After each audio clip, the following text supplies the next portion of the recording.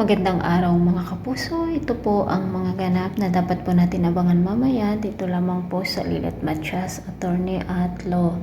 Nagkaroon na nga ng pag-iimbestiga dito sa nangyari kay Meredith na pagkakapas lang sa kanya sa mismong bahay. At sa pagkakataong ito ay mukhang matatanggap na nga ni Ira si Lilet bilang kapatid at sinabi nga niya na magtulungan sila para sa hustisya ng kanilang ina. Magkahawak kamay nga ang dalawa at nagyakapan sa pagkakataong ito mga kapuso. At ang unang pumasok sa kanilang isipan na gumawa nito kay Meredith ay walang iba kundi si Patricia. Dahil nga nakita ni Trixie si Patricia na may dugo sa kanyang mga kamay, kung kaya't siya ang pinaghinalaan ng kanyang mag-ama pati si Ramir. At sa pag-imbestiga nga ng Soko, sinabi nila na gagawin ang lahat para sa ganon ay malaman nga kung sino ang pumaslang kay Meredith. Ipinangako naman ni Lilet kay Ira na tutulungan niya ito dahil nga dalawa silang abogado na anak ni Meredith, kung kaya't gagawin nga nila ang lahat para nga mabigyan ng hustisya ang pagkamatay ng kanilang ina.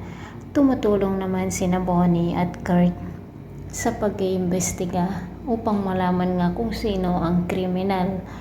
Pero mga kapuso, sino nga kaya ang gumawa nito kay Meredith? Parang si Lorena ay natatakot din dahil nga sinabi ni Constantino na kung si Lorena nga ang may gumawa nito kay Meredith ay hindi niya ito ipagtatanggol kung hindi niya susundin ang mga sinasabi nito. O kaya naman ay si Ino mga kapuso. Sino nga kaya? At abangan po natin araw-araw upang malaman po natin kung sino nga ang gumawa ng karumal-dumal na krimen dito kay Meredith.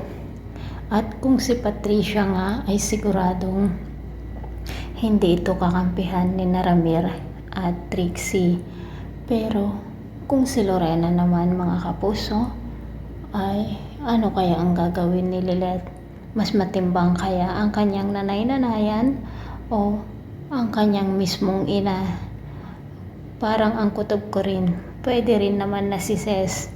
Kasi nga yung hitsura niya noong sinasabi ng pulis na kahit na pinatay daw ang CCTV o sinira ay meron ding mga ebidensya na makukuha nila para malaman nga kung sino ang kriminal. Sa mga kapuso, abangan po natin kung sino nga ba ang kriminal dito sa pagkamatay ni Meredith. Maraming salamat po. Bye-bye.